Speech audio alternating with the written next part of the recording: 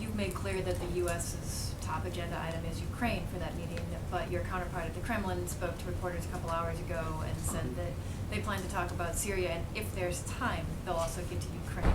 There'll be time. There will be time. Does that portend a tense meeting, given these? It might. It might. Look, I wouldn't. The president has described his previous discussions with President Putin as blunt and businesslike.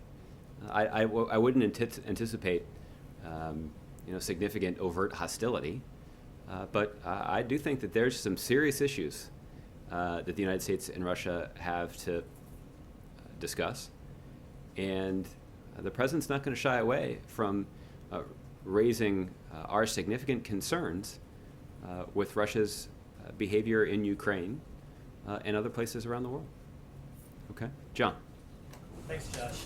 Over the course of the past few months, even today, U.S.-Russian relations have been described as tense, as strained, as chilly, as cool.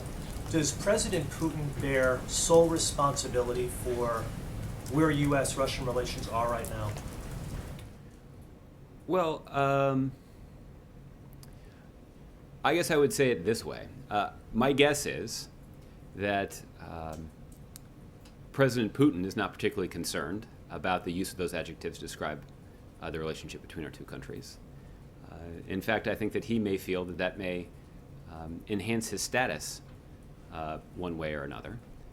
But, the fact is, because of Russia's behavior in Ukraine and their ongoing support for the combined Russian separatist forces in eastern Ukraine, the United States has engaged in a policy of working with our allies in Europe to isolate Russia. And that could result in a relationship, or it could result in at least some of those words being an apt description of the relationship.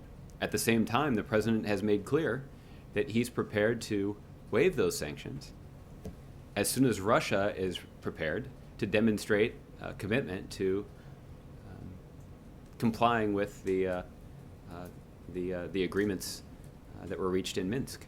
Thus far, they've been either unwilling or unable to do so. You said, in answer to my question, that it may actually enhance Mr. Putin's status. And I would imagine when you say that back home, perhaps.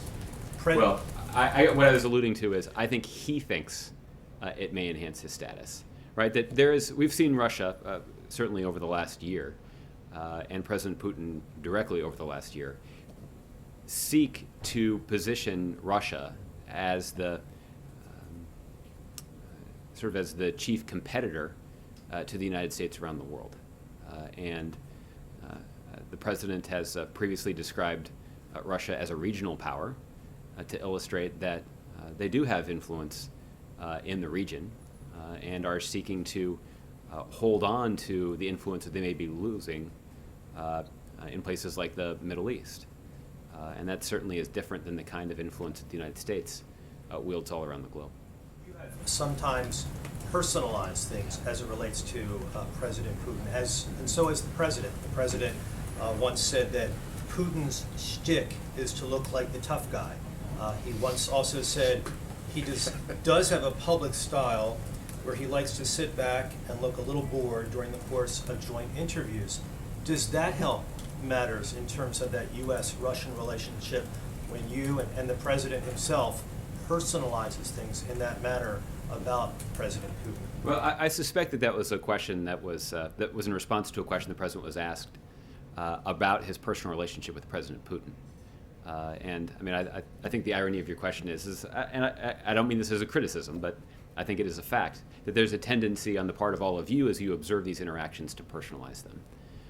And I think that's why the president has tried to. The president could answer, doesn't even have to answer it in that manner, right? Sure, that's true. He's asked a question. That's he true. Doesn't have to answer it. That's that true. way, right? But he goes to great lengths to try to answer your questions, and so that's what I think he was trying to do there. Look, let me make one other observation about this, which is that anybody who subscribes to the Wall Street Journal may have seen a picture of President Putin. That's just a little plug there, Colleen.